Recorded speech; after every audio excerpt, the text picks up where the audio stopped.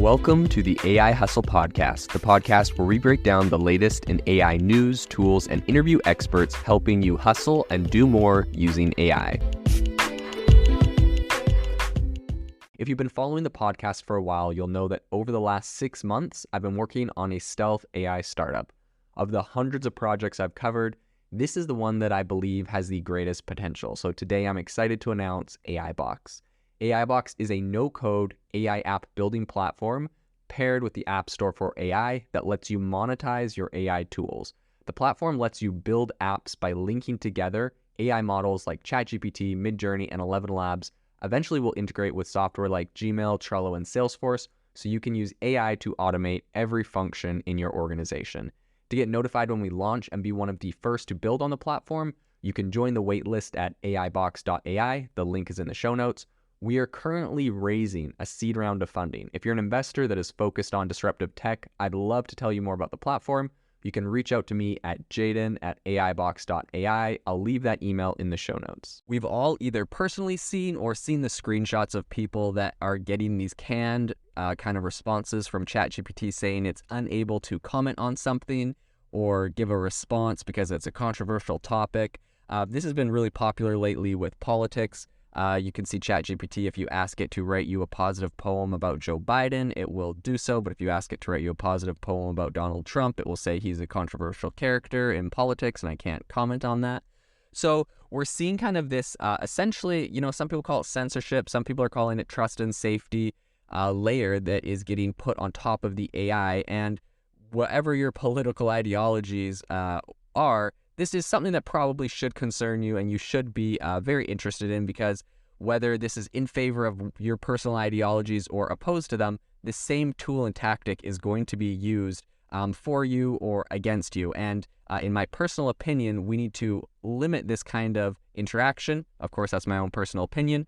But regardless of that, today on the podcast, we're going to talk about how this works exactly, why ChatGPT has this, and what are considered controversial topics to ChatGPT. So let's dive into the podcast. As you know, as an AI language model, ChatGPT is designed to provide helpful, informative responses. But there are certain areas that are considered controversial or sensitive. And because of that, ChatGPT has this kind of layer of trust and safety to prevent the dissemination of what they call harmful and inappropriate content. I think what this really stems from is that back in, I believe, 2016, 2017, Microsoft came out with a chatbot, and people kind of really quickly, easily manipulated it to say, things that supported, I think, Hitler or something like that. And so all of a sudden, these kind of AI guys are really worried that people are going to get it to say something bad, and then are going to use that for publicity, and it's going to reflect badly on their company. So it kind of makes sense where they're coming from, and it's kind of up to you to determine if they've gone too far beyond the mark or if what they're doing is important. But I'll talk about what they're doing. The first area is hate speech and discrimination, violence and graphic content, misinformation and conspiracy theories, criminal activity and illicit content, offensive language and insults, self-harm and suicide, personal information, and privacy. So these are all the areas that if you went to ChatGPT and asked it what it was kind of filtering for in the trust and safety layer, those are the areas that they would note. However, the problem with ChatGPT is there is not a lot of transparency. As we mentioned earlier, they obviously have biases towards political parties. I believe there's an article you can look up called ChatGPT is a Democrat, where they asked it a series of questions. It gave its responses on topics, and essentially they put it through one of those tests to determine what political party you're in, and it identified as a Democrat. Now, this isn't something that's like some crazy revelation, right? If you look at all the people that are currently building ChatGPT, the people in the tech space, they're predominantly left-leaning when it comes to political ideologies. So inevitably, their own personal biases will find their way into their trust and safety, as we've seen with all different social media platforms, Facebook, YouTube, Twitter, and Elon Musk did a lot of work exposing kind of with his Twitter files what was happening behind the scenes at Twitter, politically and with censorship and in respect to all of that. So this isn't something that's new in the industry. This is kind of well known. I'll talk about the areas that they have publicly disclosed, and number one is hate speech and discrimination. So Obviously, that would be something that a lot of people would consider important. Unfortunately, it all comes down to the enforcement, because this area, unfortunately, can be used where, some people and some companies and some, you could call them censorship teams, are saying anything that I disagree with is hate speech. So, there is that kind of avenue and that argument that people make. The other area, violence and graphic content.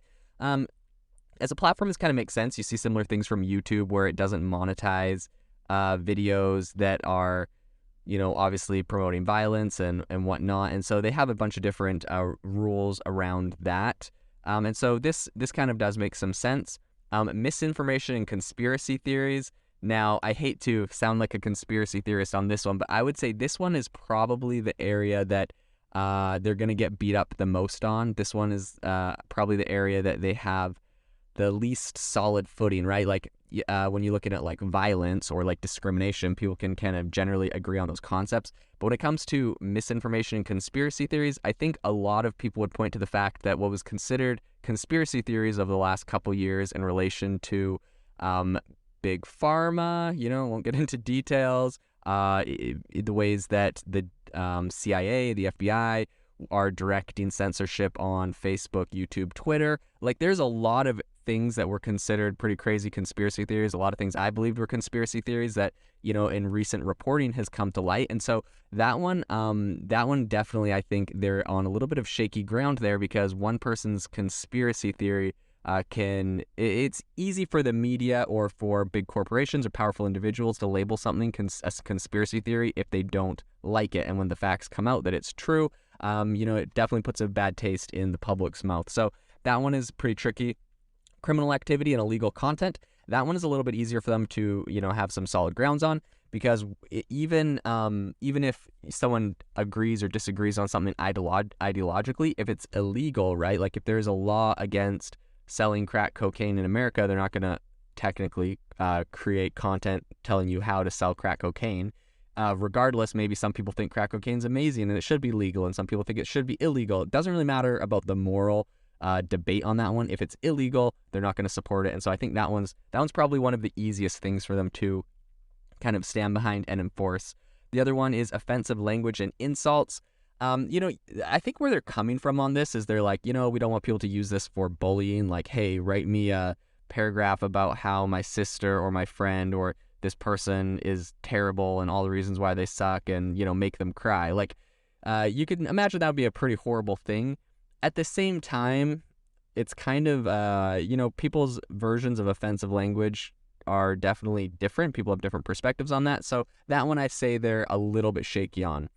Number 6 would be self-harm and suicide. That one's a no-brainer. That one, I don't think anyone really is going to have a lot of arguments on that.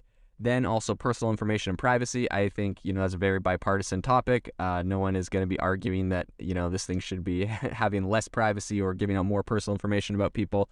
So I would say in conclusion, while ChatGPT is trying to provide helpful information on a wide range of topics, it also recognizes the importance of it says it recognizes the importance of promoting a safe and respectful online environment.